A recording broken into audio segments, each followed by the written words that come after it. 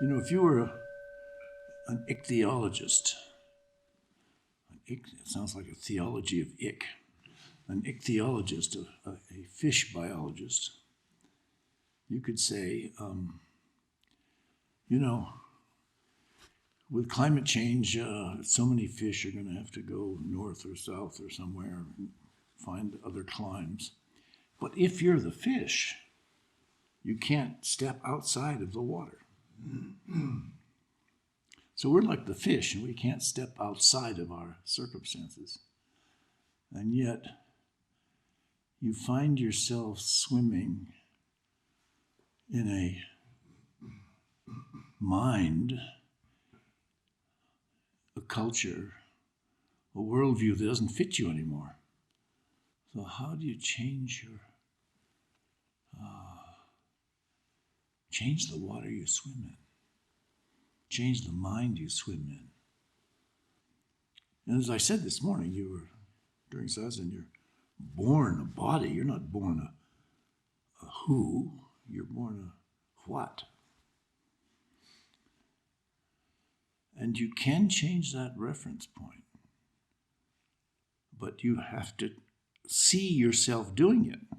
You have to see the triggers. You have to see the instantiations of the identity stream. And I suggested, listen, because it always amuses me how different the word who and what are, both starting with W. Because if I say, who am I? It makes me feel a certain way, as I've pointed out too often probably. And if I say, what am I? It feels different. So just a few letters. Who am I? I go, huh? What am I? At first you don't like to be a what, you want to be a who. It's hard to get free of that. And the only way I know to get free of it is really by repetition, but by, intelligent, wise repetition. So you can actually use who and what as triggers to begin to notice. It's also good just to be engaged in your identity stream, which probably most people can't do unless they do Zazen. So if you begin to notice it, you can begin to see who.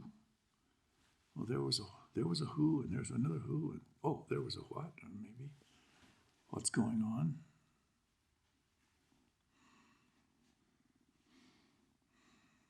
And the aliveness, the identity stream is an assumed continuity, which is already not the teaching when everything changes. An assumed continuity. So, if you have an assumed whatness, it actually engages you in the world, not in your past and future of what you don't know. The more you can shift to what, or a here and nowness, a constant here and nowness, you're involved in the here and now. And the here and now become part of your nowness, and here-ness become part of your experience. And I think, again, really what I'm speaking about today in Yasdi is shifting your worldview or your mandala.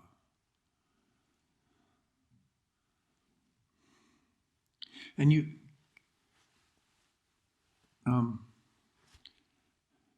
if you were going to the beach for the day, say, or going rock climbing or something like that, you'd wake up in the morning and you'd feel, now I'm going rock climbing. And you'd have a certain feeling all day. So, or going to the beach. So, maybe you can locate yourself in intentionality in the same way. Oh, today I'm going to practice, we're going to be in a field of intentionality. Well, generally, we don't really observe our our thoughts and our stream of mind and field of mind. We don't even make a distinction between the stream or the contents and the field of mind in which they're arising. I mean, it's implied in basic teachings like, noticing that you're angry, and then noticing that you're more angry, and then noticing, now I'm really angry. But you're observing your anger. Well, that assumes there's a mind that can observe the anger and not get caught up in the anger. So at some point, you keep practicing that. Geez, boy, am I angry now. And then you say, hey, maybe I could flip to the field, the observing mind instead of the angry mind. And once you notice that, you can, okay, I feel the observing mind and I feel the angry mind. And now, okay, be angry. I'm going to locate my reference point in the observing mind. So you begin to create an observing mind which has some pizzazz and mojo and power in Zazen.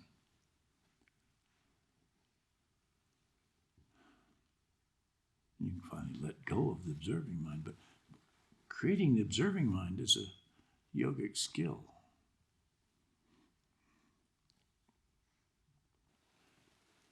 I would say if you want to really practice and make use of the teachings and taste the Tathagata's words as fully as possible, you really need to change the mind you swim in. Change the